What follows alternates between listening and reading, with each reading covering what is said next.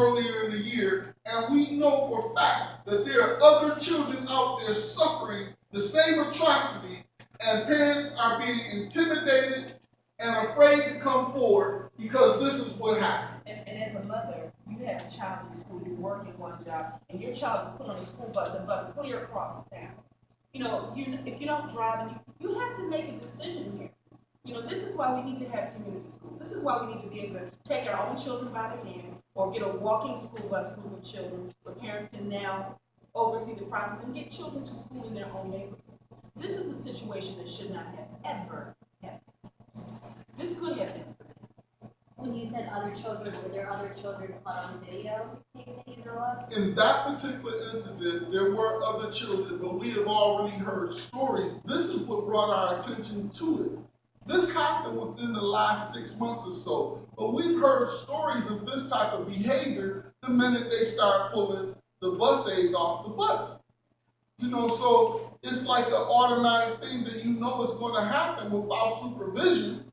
Grown folks don't act right without supervision. And then you put a bunch of children on the bus, and listen, it's no way in the world any bus driver can manage 5, 10, 15 children while they're maneuvering the streets with a 30, 40-foot rig. It's not going to happen. And this was a Buffalo police investigation. I just have to confirm that unearthed this video. Yes, after our continued pressure on them to look for it. Initially, they only looked at the day in Right. question, the actual day of the complaint, that the little boy, had come to his mother that last time.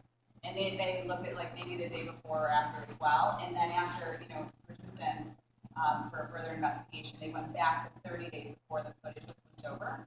And 5 times in 30 days. So it's obviously unknown what transpired before that for the majority of the school year that's already taken place. And then for this to be a special needs child, and then for the school to say that that child has a problem, and that the child is lying, Troubled and for child. the child to be expelled from school. I mean, really. Excuse me. Certainly. Now that the issue is being addressed, my concern is what are we going to put in place to prevent this from happening again? I'm the chair speaker for the Child Molestation Task Force, and we have a few recommendations that's on the table now to put things in place throughout the school system to, for sex education from pre-K to 12. We don't have any sex education for our minors, for our 4, 5, 6, 7, 8-year-olds. So we equip them with the correct tools. When this type of thing comes forward, they know how to immediately go tell someone. They won't be afraid to go tell someone. And this also equips the parents as well. The parents have to start asking questions at home. We have to start doing more, parents. As parents, we have to do more. We have to start asking our children on a daily basis. Have that conversation with your child. This is important. And if we don't have these conversations with our children, it will continue to happen because our detention homes are rapidly filling with juvenile predators. It's rapidly filling up with juvenile predators. And as parents, if we don't step up, they'll be overflowing, just like the adult prison population. One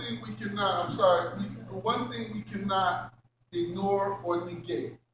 Had there been a bus aide on the bus, it wouldn't happen. Had folks made a decision with the concern and interest of the children, it would not have happened. And we cannot and will not get away from that because it's subject to happen tomorrow, the day after, and forever until we get bus aides on those buses for our children. And What we has the did. district said to you in light of this event about getting bus aides back on the line? What are you hearing from the district about this issue? Right now, we've heard absolutely nothing. Well, we've met with the superintendent and some staff at this cabinet. Wendy and I also met with the transportation director and the transportation staff. They will not at this time bus aides on every bus. They've made that part clear. They have a protocol in place that they consider to the best of their abilities at this time, with funds being where they're at, in reimbursement for busing and things like that. But they will not. Their position is they don't intend to put bus aides on every bus. And even after this, we did even have a drive here to get, First Student was here, and we had open interviews on-the-spot interviews with people to try and hire drivers and bus aides for first student. We had that here after this event had taken place. These were one of the things that we did try to do. All right, just a couple of The things. Common Council has, in terms of the budget for next year, Common Council has agreed to at least support half the additional money for Did that come out of your committee? No, that is. I got a couple of points of clarification here I need to get through, please. This information that you're giving us right now about the 5 incidents, where are you getting that information from? Directly from the police report and the parent. Okay, so you've spoken to the mother? Oh, Here certainly, to the this mother building here. brought the issue Okay. to us. I mean, recently with this, Yes. development about the additional videotape. Is Yes. that correct? So you're getting, so have you talked to the police have told you this, or, It's even in today's paper. Yes, I understand that, Is but Have you seen the police report yourself? the mother and her attorney has received the report. Okay. And the report that her attorney received, that it confirms that the child had been molested 5 times in the prior month to the original month that we thought it was transpiring. The original month that they looked at, they saw nothing, but they went back further, 30 days further, and 5 times the report states the child was openly and obviously molested per the attorney's review of the police report. and you know this from the mother, correct? From the attorney and the mother. And the attorney and the mother spoke Yes. to you and told you. Okay. Now, here's what the district is saying. They're saying that there are aides on 483 out of 667 buses. I'm sorry, 483. 483 out of 667 buses, including the bus in question. Yeah. Now listen to this. It's a first student bus, and there was an aide on at least one of the days in question. Okay, that's 184 buses that don't have bus aides on, and we do not care about that. What we care about is having a bus aide on every bus, every time. Now, if they're saying that there was an aide on the bus on the day in question when the child was molested, that needs to be dealt with also. So no matter how this thing gets twisted, we want bus aides on every single bus that our children are on. And now if that happens, that bus aide and everyone around needs to be investigated, retrained, whatever you need to do. But we need to have bus aides on every single bus. And I don't question your integrity or honor Thanks. at all. But to hear that statement, I feel that that's hogwash. When we met with the district in transportation as well, we were told we confirmed that there was not a bus aide on the bus. And then I did ask a follow-up question, both the superintendent and his cabinet and transportation, was there then, for their own protocol, to put a bus aide on a bus where there's a report of violence or sexual danger? And nobody can answer my question whether there was a bus aide at that point deployed to that bus. And for their own protocol, no matter what,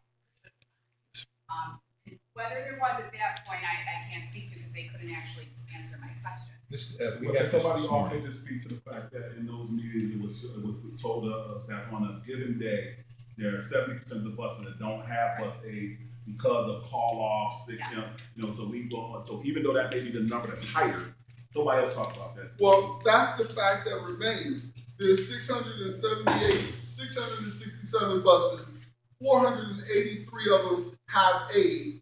And we know that there's an over 30% probability that those bus aides aren't showing up. So we go from we know 184 buses don't have an aide at all, but if like half your staff isn't showing up, so we're up to 200-300 buses on a daily, on a regular. And we're not even gonna get into the Buffalo winter thing, because we all know how it go in the wintertime with folks having to get to work. The bottom line is that the buses are dangerous without. Yes. The buses are dangerous without aides. The buses are dangerous without aides. We need to be able to make sure that every single bus is protected with an adult there that can provide supervision, can provide some order Yes. to what happens on the bus. I mean, it's not just what happens with the little kids on the bus, but But you got your teenagers, the middle school students that fight, that have bullying issues on the bus. Oh. There are all kinds of things that go on the bus. We have buses just pulled over out here because the kids were not being in the seats properly, and there were fights that broke out. I mean, the bottom line is the buses are dangerous without any. And a camera cannot A camera cannot molestation. prevent anything. It can all, and then you can't even get the camera until after the police get involved. It doesn't even happen.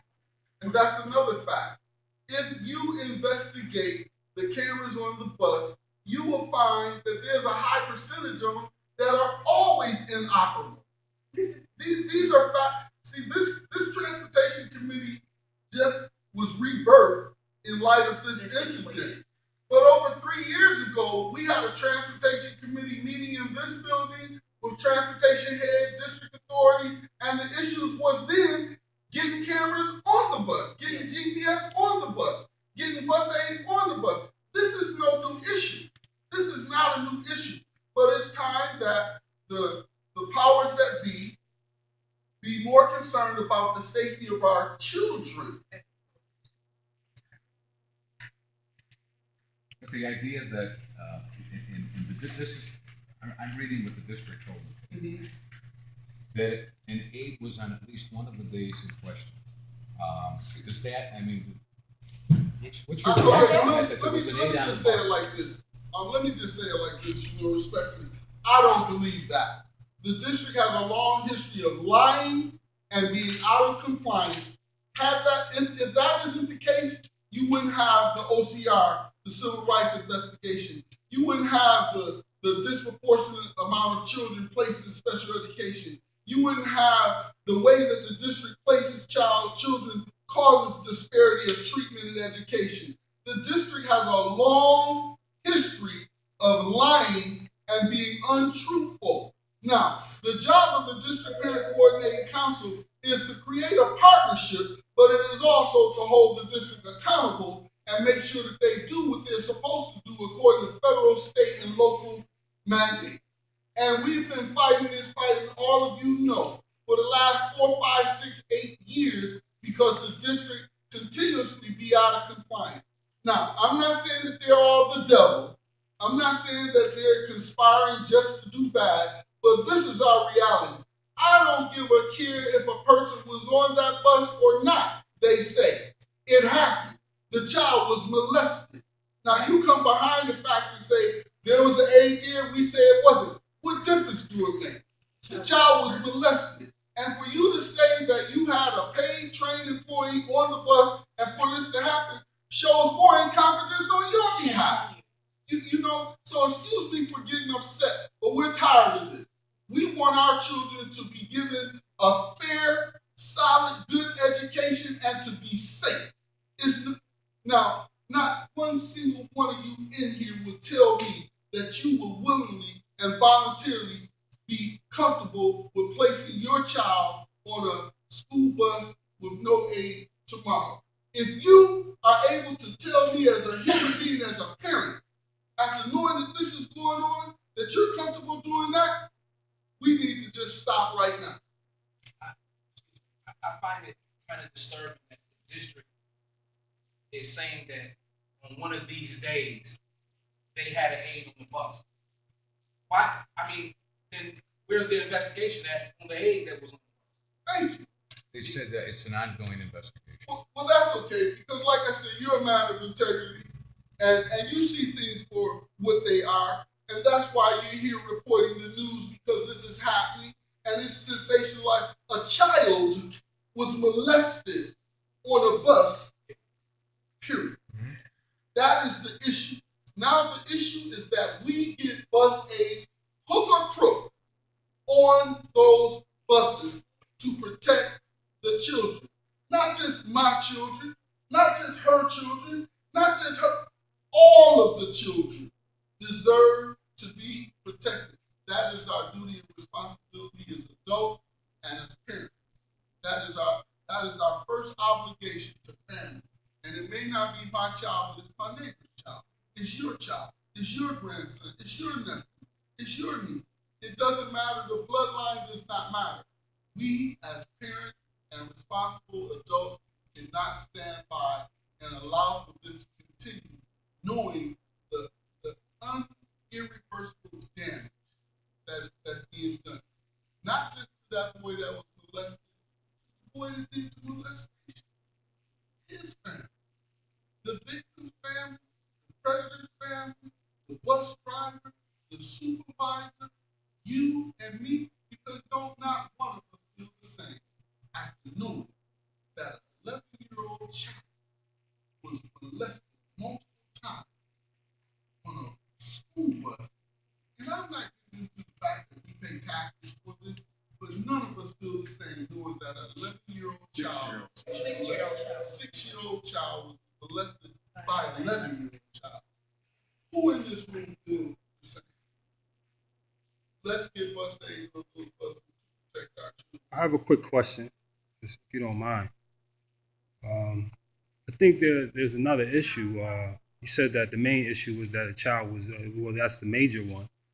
I'm in a position to ask, okay, the committee, what are you prepared to do with your, as teeth for your demand?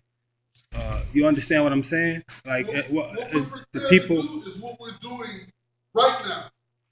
We're calling it out, we're identifying it, and we're holding the powers to be accountable for their inaction and for them putting at risk the lives of our children. We are doing it.